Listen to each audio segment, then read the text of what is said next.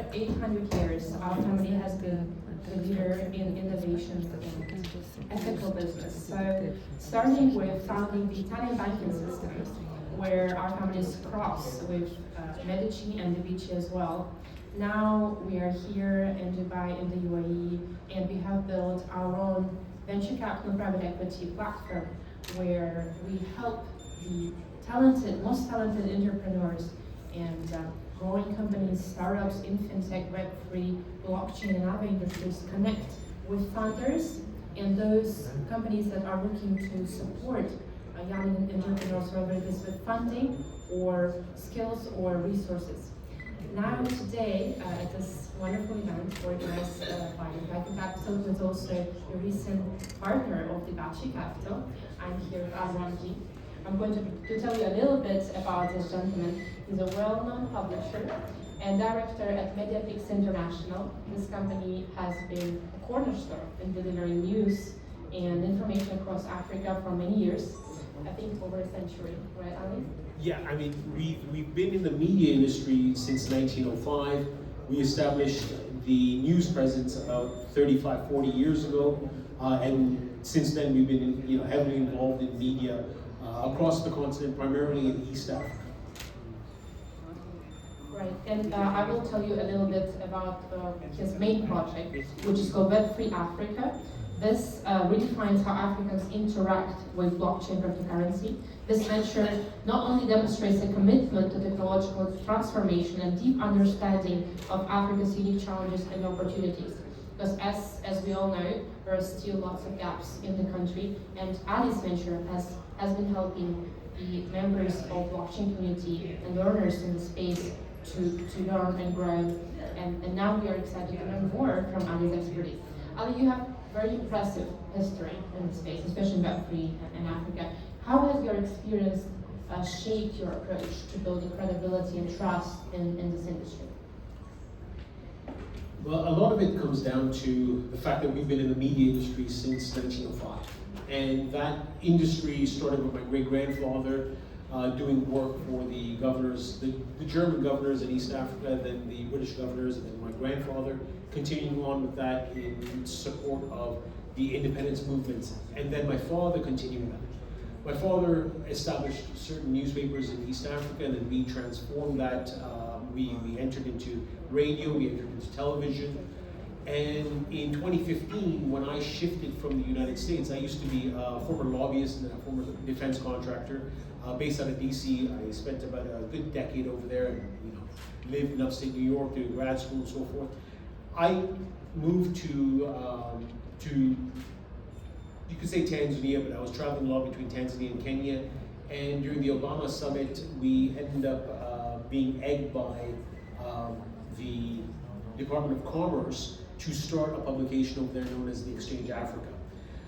Despite the fact that we owned other publications, I focused more on the Exchange, and then it was a print publication that grew fairly large, and it's now the second largest business political economy paper.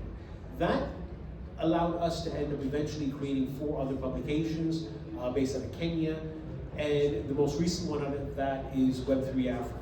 Now, what we saw with Web3 Africa, given our experience in media, is that you need to give relatable content. This world of Web3, it's very exclusive. It does not touch the bottom of the pyramid, and it does not touch Africans where it needs to. So this is what we did. We end up, working with journalists in Nigeria, journalists in Kenya, journalists in South Africa, in Zimbabwe, and some in Ghana. I mean, we had this network of journalists given our previous publications.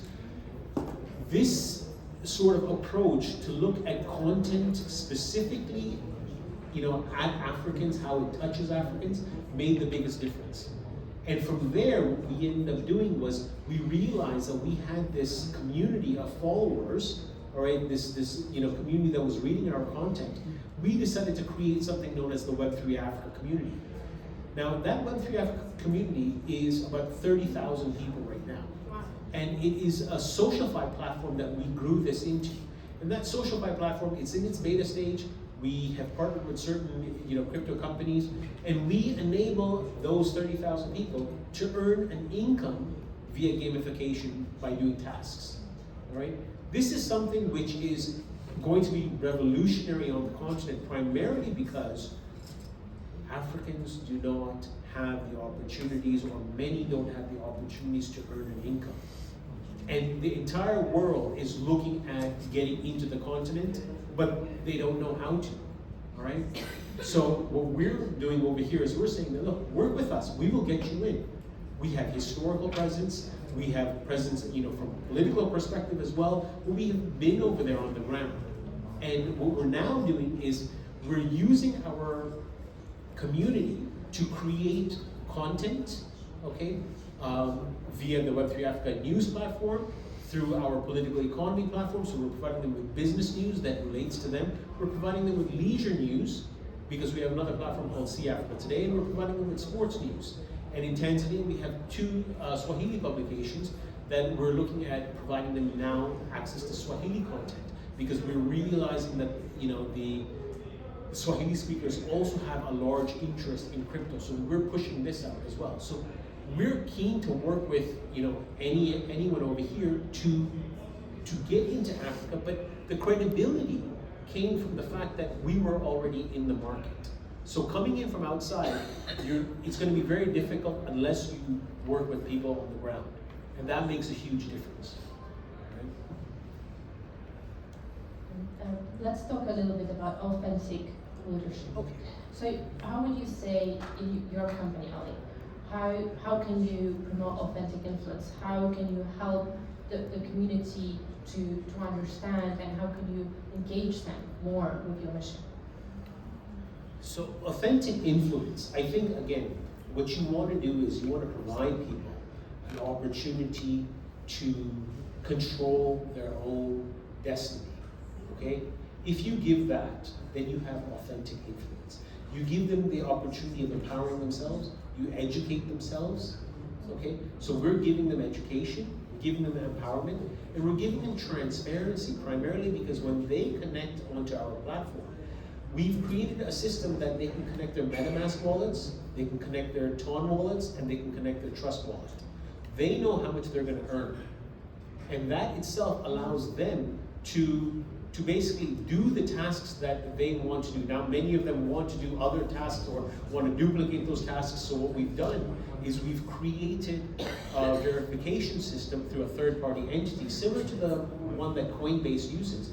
In fact, it is the one that Coinbase uses.